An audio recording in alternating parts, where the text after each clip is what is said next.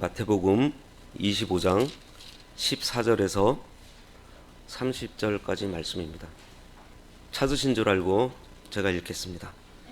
또 어떤 사람이 타국에 갈 때 그 종들을 불러 자기 소유를 맡긴 것 같으니 각각 그 재능대로 한 사람에게는 금 5달란트를, 한 사람에게는 2달란트를, 한 사람에게는 1달란트를 주고 떠났더니 5달란트 받은 자는 바로 가서 그것으로 장사하여 또 5달란트를 남기고 2달란트를 받은 자도 그같이 하여 또 2달란트를 남겼으되 1달란트 받은 자는 가서 땅을 파고 그 주인의 돈을 감추어 두었더니 오랜 후에 그 종들의 주인이 돌아와 그들과 결산할세 5달란트 받았던 자는 5달란트를 더 가지고 와서 이르되 주인이여 내게 5달란트를 주셨는데 보소서 내가 또 5달란트를 남겼나이다.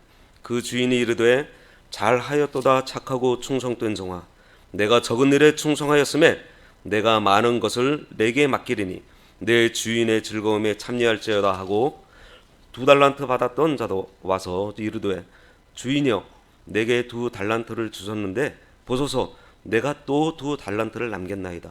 그 주인이 이르되 잘하였도다 착하고 충성된 종아 내가 적은 일에 충성하였음에 내가 많은 것을 내게 맡기리니 내 주인의 즐거움에 참여할지어다 하고 1달란트 받았던 자는 와서 이르되 주인이여 당신은 굳은 사람이라 심지 않은 데서 거두고 해치지 않은 데서 모으는 줄을 내가 알았으므로 두려워하여 나가서 당신의 달란트를 땅에 감추어 두었었나이다. 보소서 당신의 것을 가지셨나이다. 그 주인이 대답하여 이르되 악하고 게으른 종아 나는 심지 않은 데서 거두고 해치지 않은 데서 모으는 줄로 내가 알았느냐. 그러면 내가 마땅히 내 돈을 취리하는 자에게나 맡겼다가 내가 돌아와서 그 원금과 이자를 받게 하였을 것이니라 하고 그에게서 그 1달란트를 빼앗아 10달란트 가진 자에게 주라.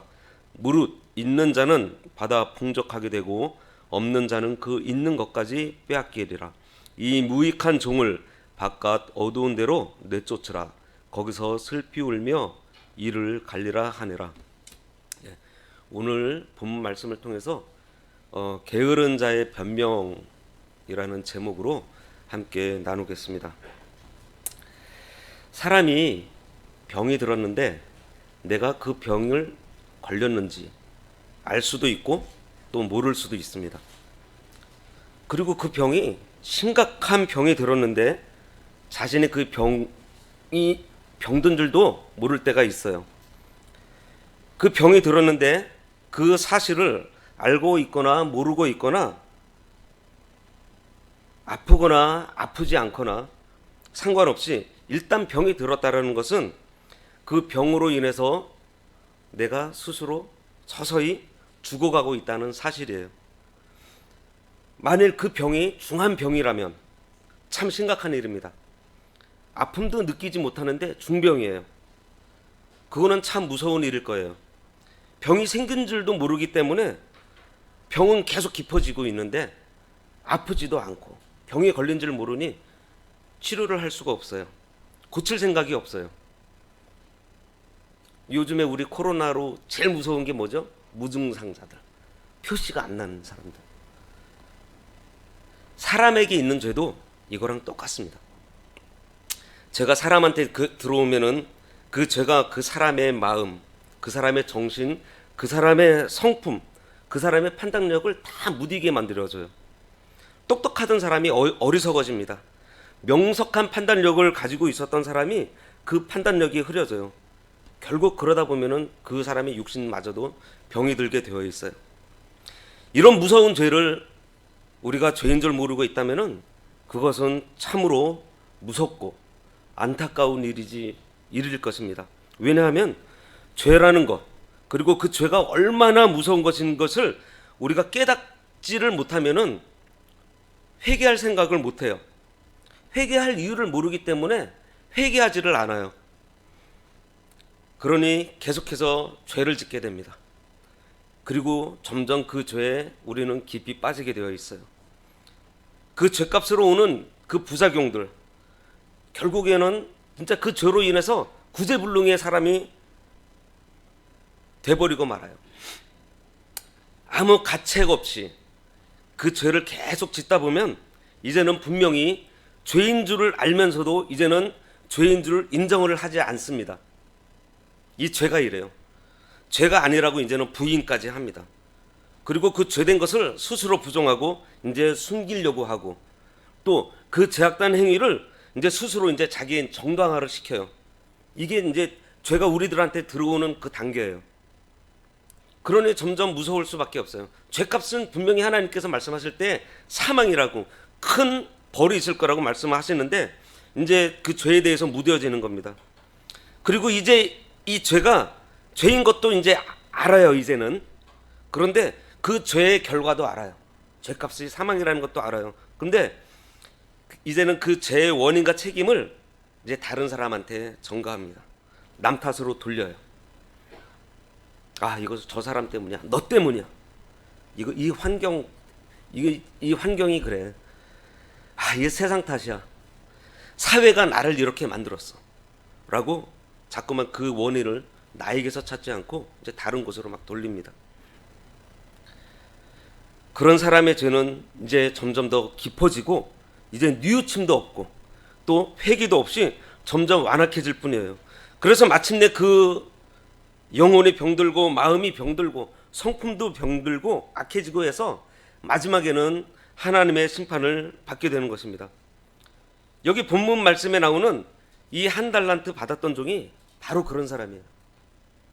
본문에 보면은 주인이 타국에 나가면서 하인 세 사람에게 돈을 맡깁니다. 한 사람에게는 5달란트, 한 사람에게는 2달란트, 한 사람에게는 1달란트. 시간이 지나서 종이 돌아와서 이 세 종들을 불러서 결산을 해요. 그랬더니 5달란트 맡았던 종은 이익을 5달란트를 더 남겨서 10달란트를 가지고 와서 그 주인에게 드립니다. 주인이 뭐라 그래요? 착하고 충성된 종아. 칭찬을 해줘요. 그리고 주인의 즐거움에 참여하라고 또 은혜까지 베풀어 주십니다. 그런데 마지막 이 세 번째 종은 1달란트 받았던 사람은 그 1달란트를 그대로 가지고 와요. 땅에 묻어두었다가 그대로 꺼내가지고 와서 주인 앞에 내놓습니다. 그런데 이 주인이 뭐라 그래요? 악하고 게으른 종아라고 꾸짖어요. 저는 한때는 이 사람이 그렇게 악한가?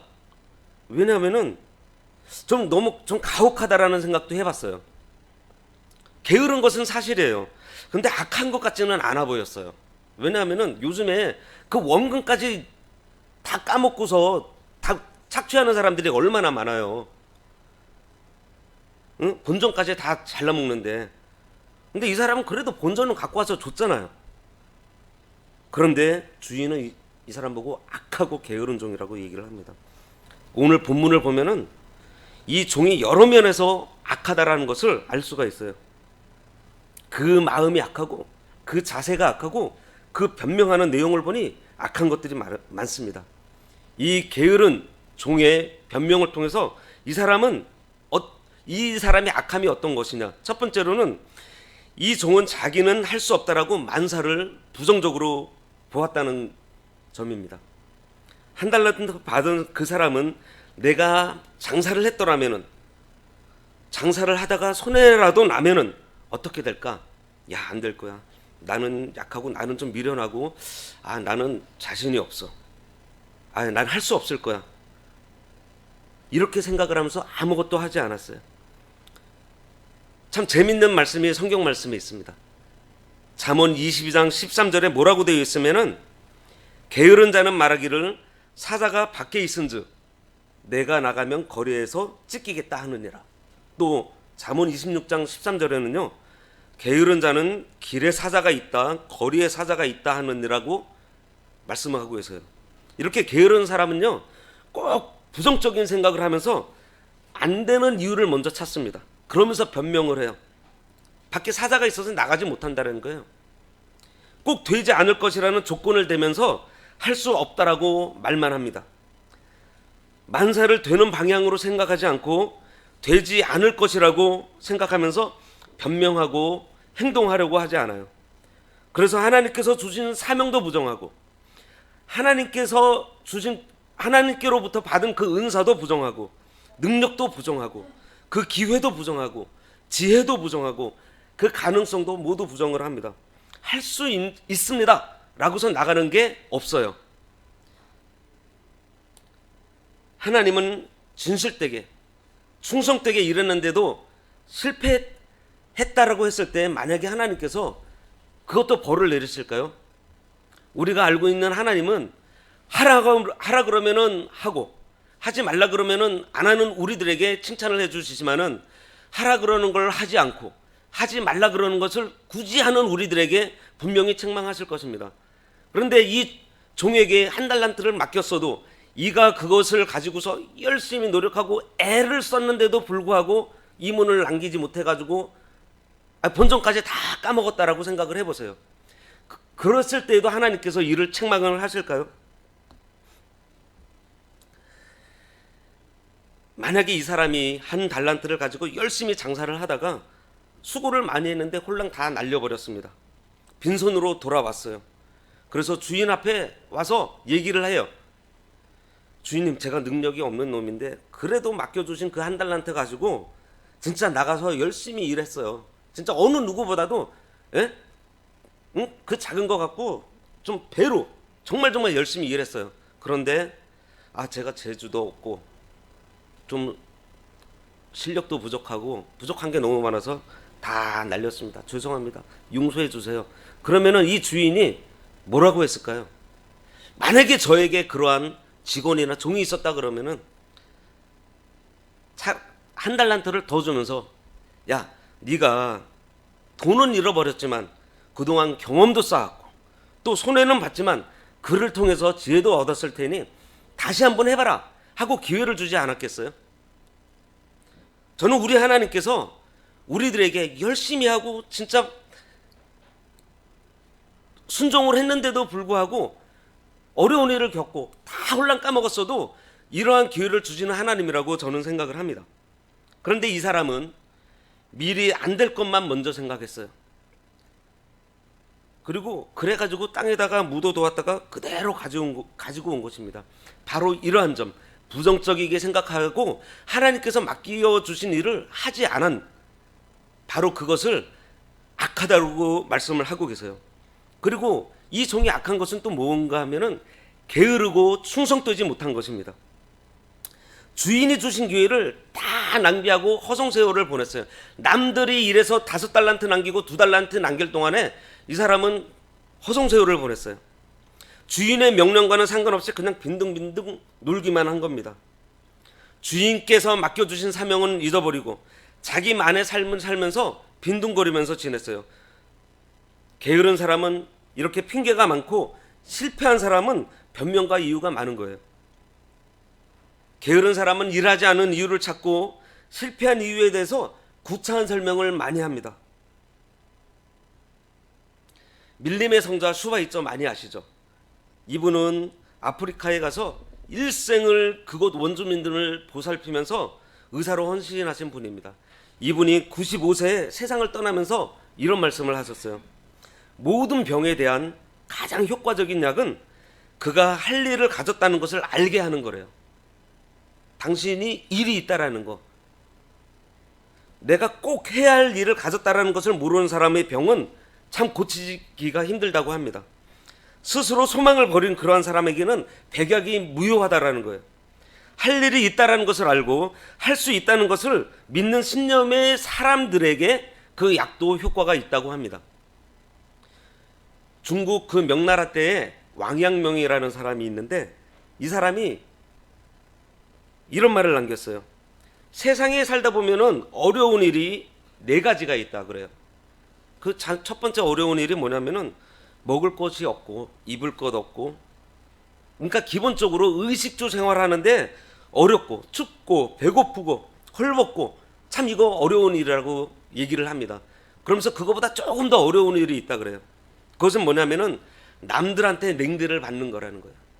인간관계에서, 집안에서든지 직장에서든지 친구들 사이에서든지 어디에서든지 사람들로부터 뜨거운 환영을 받지 못하고 그냥 냉대받는 거, 인간관계에서 좋지 않은 거, 이거 참으로 괴롭다라는 거예요.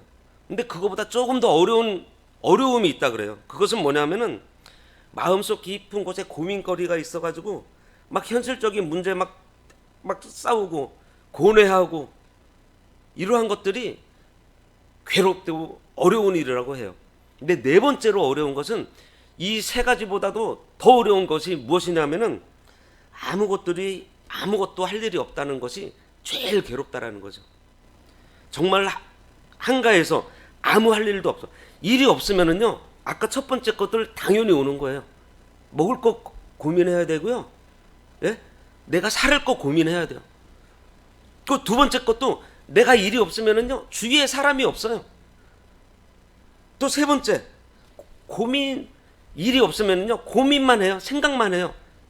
이 모든 것이 일이 없는 거. 그런데 이 무료하고 한가하고 할 일이 없다는 거 진짜 괴로운 일입니다. 하지만 하나님께서는요, 우리 성도들한테 모두 다 일을 주셨어요.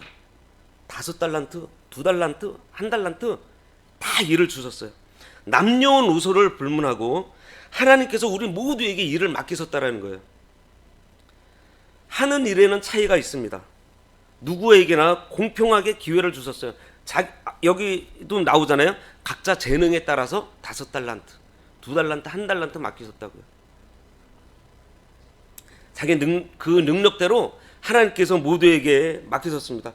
하나님께서 생각하시는 하나님의 계획과 하나님의 경륜대로 우리에게 공평하게 다 기회를 주셨어요.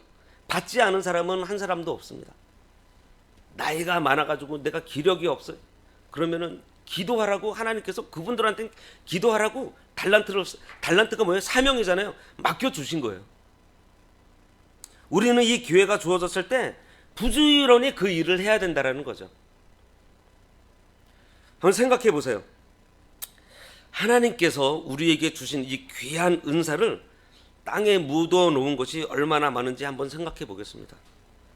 할 수 있었는데 하지 않았던 것이 있지 않았는지,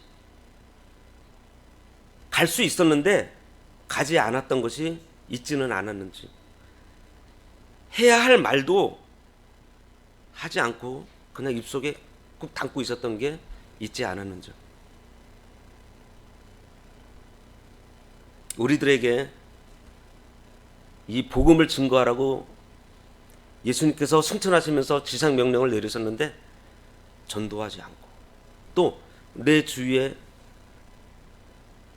마음으로 고생하고 있는 어려운 내 형제, 우리 성도님들 계시는데 전화 한 통화 한번 해줄 수 있는데 우리가 그거 하지 못하고, 관심 한번 가져줄 수 있고, 집에서 부인한테, 우리 자녀들한테 사랑한다라고 한마디 해줄 수 있는데 그거 하지 않고, 또 내가 잘못해서 미안합니다, 용서 구하지 않고 할 수 있는데 우리가 안 한 것들이 얼마나 많은지, 이게 땅속에 묻어둔 거라는 거죠.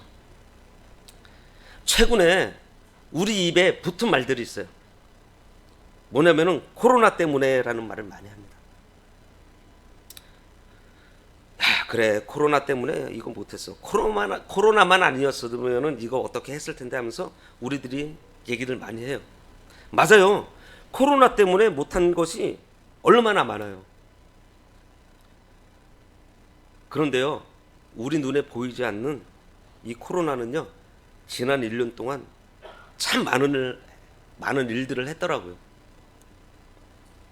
저도 이 코로나가 시작한 이후 1년을 저도 한번 돌아봤더니 특별히 뭔가 한 것이 없는 것 같아서 좀 창피했습니다. 세상에서는요, 이 사람을 만물의 영장이라고 얘기를 해요. 우리 사람은요, 이 만물 위에 있어요. 근데 하나님께서는 특별히 우리 성도들을요, 만물 위에 세워주시고 또 하나님의 자녀고 하나님의 백성으로 우리를 삼아주셨어요. 그런데 그러한 우리들이 저 눈에 보이지도 않는 그 조그만 개도 1년 동안 엄청나게 큰 일을 하고 있었는데 우리는 개보다도 일을 못하면 되겠냐는 거죠. 하나님께서는 우리에게 맡겨주신 사명이 있어요. 각자한테 분명히 사명이 있어요. 우리는 하나님께서 주신 그 기회, 그 5달란트, 2달란트, 1달란트 그거 다 받았으면은 우리는 그 일을 우리는 충성을 다해서 부지런히 일을 해야 된다는 거죠. 이 한 달란트 받은 종은 그 게으름의 죄, 그 안일한 죄, 그 변명만 그 늘어오는 죄가 얼마나 큰 죄예요? 마지막 절에 나와 있잖아요. 바깥 어두운 데로 내쫓으라. 거기서 슬피 울며 이를 갈미 있으리라고 주님의 책망을 듣습니다. 이게 악한 거라는 거죠. 그리고 이 종의 또 다른 악한 점은 주인을 못된 주인으로 잘못 알고 있다는 거예요. 하나님을 바로 알아야 되는데 하나님에 대해서 잘못 알고 있는 거예요. 당신은 굳은 사람이라고 24절에 얘기를 합니다. 굳은 사람은 뭐야? 인색한 사람이고 수전노고 용서가 없는 사람이라는 거예요. 그래서 나가 두려워서 이 땅을 땅에 묻어놓고서 내가 원금이라도 내가 지키려고 내가 땅에 묻어놨다라는 겁니다. 그 주장을 보면 마음이 이랬던 것 같아요. 만일 내가 열심히 일해서 이 돈을 좀 남겼다 해도 결산할 때 몽땅 주인한테 줘야 돼요. 그럼 전부 다 주인 것이 될 것이고, 근데 만약에 내가 장사하다가 손해를 봐서 이 돈까지 다 잃어버리면은 나중에 내가 변상해야 될 것 같은 거예요. 생각만 해도 골치가 아파요. 그러니 차라리 가만히 두어서 그냥 무사한 게 제일이지 라고 생각한 것 같아요. 주인의 의중을 전혀 파악하지 못하고 자기 생각만 하면서 주인의 뜻을 알고자 하지 않은 거예요. 이것을 오늘 본문에서는 악하다고 얘기를 하고 있습니다. 베드로후서 3장 18절, 베드로후서 제일 마지막 절입니다. 오직 우리 주 곧 구주 예수 그리스도의 은혜와 그를 아는 지식에서 자라가라. 영광이 이제와 영원한 날까지 그에게 있을지어다. 베드로는요, 베드로후서 제일 마지막을 예수 그리스도의 은혜와 예수님을 알아가는 지식에서 자라가라고 말을 합니다. 하나님을 우리가 바로 알아가야 돼요. 그리고 사도 바울도요, 에베소 교회를 위해서 제일 처음으로 간구한 것이 그들이 하나님을 알게 해달라고 구했어요. 에베소서 1장 17절에 보면 우리 주 예수 그리스도의 하나님 영광의 아버지께서 지혜와 계시의 영을 너희에게 주사 하나님을 알게 하시고. 성도인 우리는 하나님을 바로 알아야 돼요. 우리가 하나님을 바로 알아야 하나님을 바로 섬길 수가 있습니다. 우리는 하나님을 어떻게 알고 있나요? 이스라엘 백성들이 하나님을 어떻게 알고 있다가 그렇게 많이 죽었어요? 금송아지로 알은 거예요. 우리는 하나님을 바로 알아야 됩니다. 이 종은 주인을 바로 알아보지 못한 그러한 악한 죄를 지은 거예요. 그리고 또 이 종이 네 번째로는 남 탓을 하면서 원망 불평을 했다는 것입니다.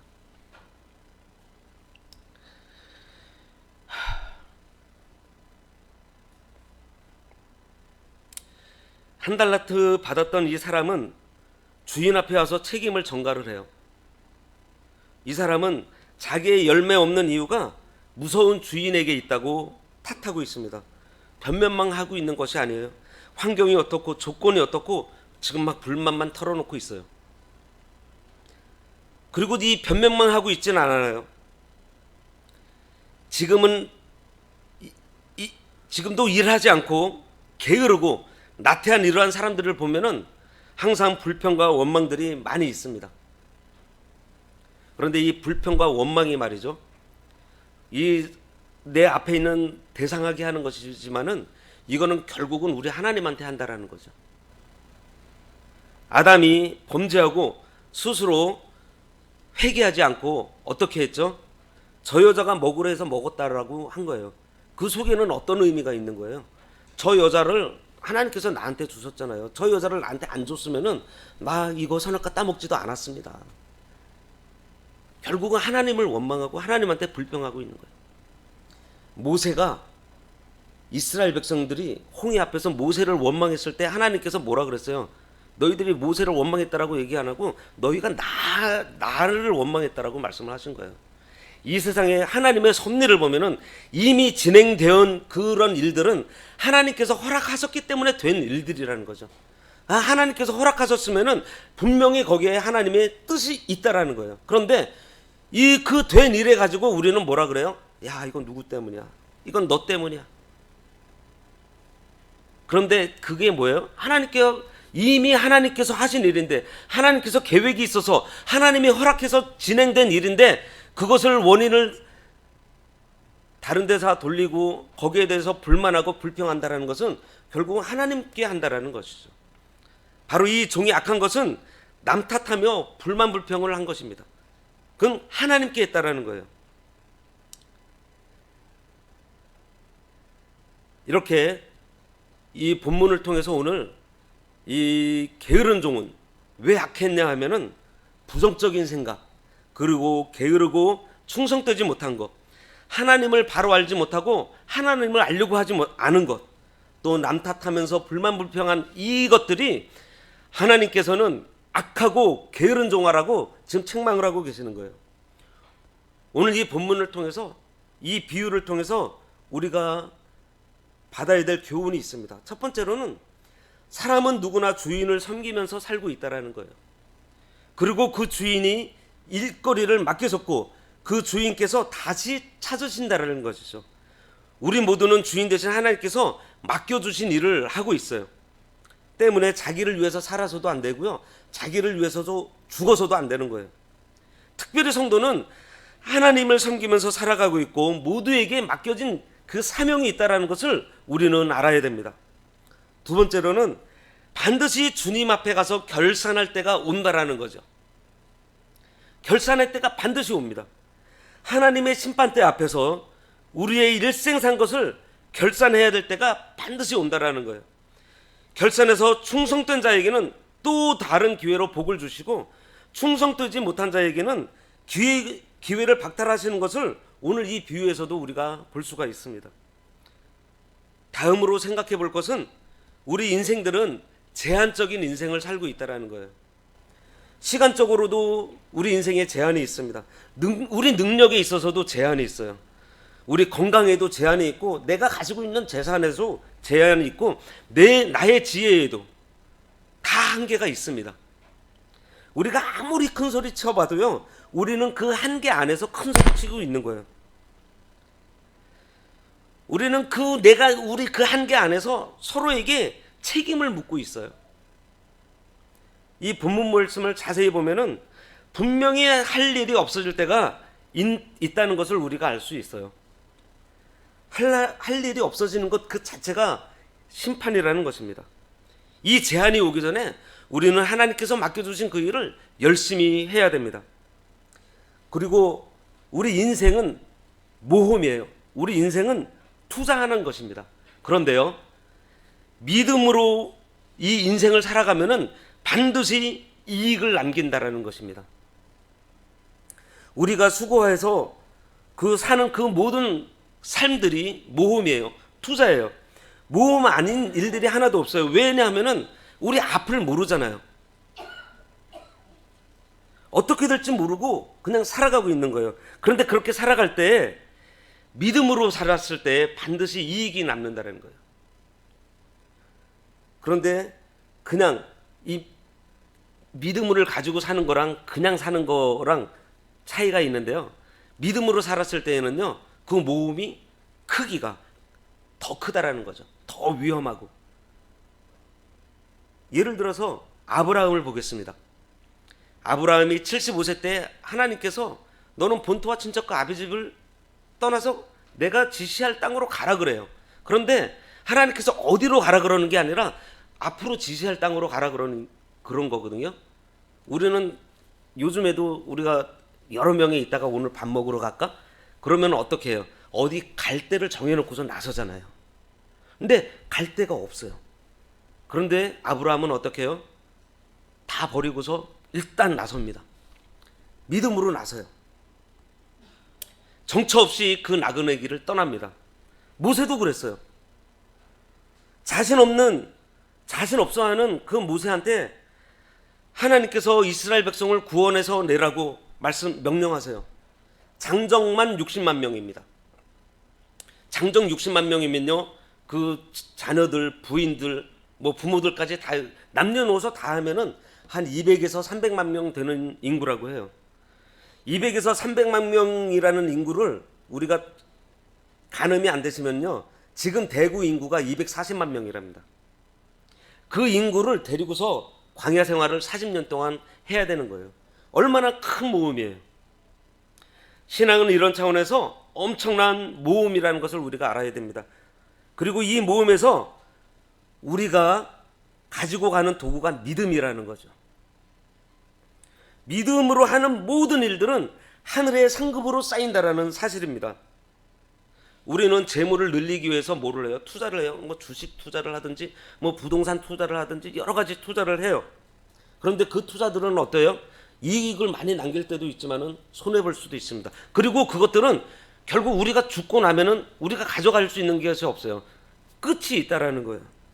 하지만 우리가 믿음으로 하는 그 모든 일들은 무조건 남아요. 저 한국 그 영원한 우리의 상급은 저 하늘 창고에 차곡차곡 쌓여 있다라는 거죠. 영원히 우리가 가지고 소유할 수 있는 그런 상급으로 믿음으로 하는 것들이 다 된다라는 거예요. 그리고 다섯 번째로 우리가 받아야 될 교훈은 모든 결과는 우리는 하나님께 맡기고 우리는 하나님께서 주신 그 일에 충성해야 된다는 것입니다. 이 5달란트, 2달란트 받은 사람들은 결과를 하나님께 맡겼습니다. 그들은 받자마자 나가서 일을 했어요. 충성했어요. 근데 1달란트를 받은 사람은 결과를 자기가 판단을 합니다. 주인도 자기가 판단하고 자기 혼자서 예상하고 일은 하지 않았어요. 우리가 농사하는 사람이 가을에 추수를 생각을 하지만은 그 결과는 우리 사람이 생각할 수가 없어요. 우리의 문제가 아닙니다. 씨를 뿌리고 열심히 가꾸는 것, 부지런히 가꾸는 것, 이것이 우리가 할 일이에요. 그런데 그 가을에 추수를 얼마만큼 하게 해주시는 것은 하나님께서 해주신다라는 거죠. 우리 자녀들을 키우는 것도 마찬가지예요. 내가 그들을 위해서 기도하고 가르치고 정성을 다할 뿐이지 그 자녀가 장차 무엇이 되고 어떻게 되고 하는 것은 하나님께서 해주신다라는 것입니다. 동기와 과정까지는 우리가 해야 될 일이지만은 그 결과, 이것은 바로 모험이라는 거예요. 그 모험을 우리는 믿음을 가지고 해야 된다는 거죠. 그래서 단순하게 하라 하면 하고 하지 말라 하면 하지 말고 그냥 나에게 지금 맡겨주신 그 작은 그 일을 우리는 충성하는 것, 바로 이것을 우리가 해야 된다는 거죠. 말씀을 맺겠습니다. 하나님께서는 이 게으른 사람에게 다시 일할 기회를 주시지 않으세요. 반대로 충성하는 사람한테는 더 기회를 주십니다. 29절 말씀에 무릇 있는 자는 받아 풍족하게 되고 없는 자는 그 있는 것까지 빼앗기리라 말씀하십니다. 우리가 기회를 박탈당하는 것은 기회가 있을 때 게으르고 나태했기 때문이에요. 착하고 성실한 사람에게는 또 다른 기회를 하나님께서 허락해 주십니다. 게으른 죄, 가만히 있는 죄, 아무것도 하는 죄, 변명하는 죄가 얼마나 큰 것인지 오늘 본문을 통해서 저희가 알아야겠습니다. 솔맨이라는 화가가 있었어요. 그 사람은 결혼하고 얼마 안 된 젊은 나이에 큰 병에 걸립니다. 의사 선생님이 말하기를 임파선 결핵을 앓고 있다라고 얘기해요. 그러면서 앞으로 3개월밖에 살지 못한다고 얘기를 해요.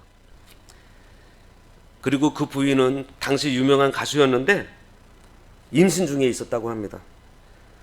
이 솔맨은 아내한테도 미안하고 앞으로 태어날 아기를 생각하니 너무 미안하고 죄스럽고 괴로워하고 있었어요. 그때 그의 아내가 위로하면서 얘기를 합니다. 3개월밖에 못 산다고 생각하지 말고 하나님께서 3개월을 허락해 주셨다라고 생각하며 감사하자고 얘기를 해요. 우리 아무도 원망하지 말고 3개월이 얼마입니까? 그 천금 같은 그 3개월을 우리 가장 아름답게 한번 만들어 보자고 얘기를 해요. 오로지 3개월이나 허락하신 하나님께 감사하자고 얘기를 합니다. 이 말을 들은 솔맨은 큰 위로를 받고 아내와 함께 열심히 힘을 내서 살기로 작정을 해요. 이제 절망적인 마음을 버리고 날마다 기뻐하며 3개월이나 허락해 주신 하나님께 감사하며 삽니다. 솔맨은 평소처럼 다시 그림을 그리기 시작했어요. 그런데 놀라운 것은요, 3개월이 지났는데 솔맨이 죽지를 않았어요. 그리고 병원에서는 그의 병이 씻은 듯이 나았다고 합니다. 당시 그가 그린 그림이 머리 되신 예수 그리스도라는 제목의 그림이고, 이 솔맨이 그린 예수님의 그림, 그 담긴 그림, 그 그림책은 1940년도 그 당시에 500만 부 이상이나 인쇄가 되었다고 합니다. 그리고 오늘날에도 그가 그린 그 그림은 세계에서 가장 많이 알려진 그러한 그림이에요. 맞습니다. 3개월이 어디예요? 또 하루가 어딘가요? 한 달란트가 어디냐입니다. 모름지기 우리가 믿음으로 감사하고 착하고 성실하게 살아갈 때, 그리고 맡겨주신 것 우리가 충성할 것을 하나님께서 우리에게 요구하고 계신다는 거예요. 맡겨주신 그 일에 우리가 충성하고 착하고 충성된 종아라는 칭찬, 또 내가 많은 것으로 내게 맡기리니 내 주인의 즐거움에 참여하라고 하는 하나님께서 우리에게 주시는 새로운 기회를 우리가 제공받고, 하나님께서 베푸시는 그러한 즐거움, 하나님께서 베푸시는 그러한 자리에 우리가 참여하는 모든 광역교회 성도가 되시기를 축원합니다. 오늘 말씀 가지고 기도하겠습니다. 하나님 아버지, 감사합니다. 5달란트, 2달란트를 맡아서 충성한 종들처럼 우리도 맡겨주신 달란트로 장사 잘해서 하나님께서 결산하실 때에 착하고 충성된 종이라는 칭찬 받기를 원하오니, 우리가 이 세상을 살아갈 때에 주인 되신 하나님을 잘 섬기고 인생의 끝이 있음과 하나님께서 결산하실 때가 반드시 있음을 깨달아서 맡겨주신 사명을 감당할 때에 모든 것 다 아버지께 맡기고 믿음으로 충성하는 저희들이 되도록 우리 아버지께서 은혜와 그 크신 능력으로 인도하여 주시길 원하오며 예수님 이름으로 기도드립니다. 아멘.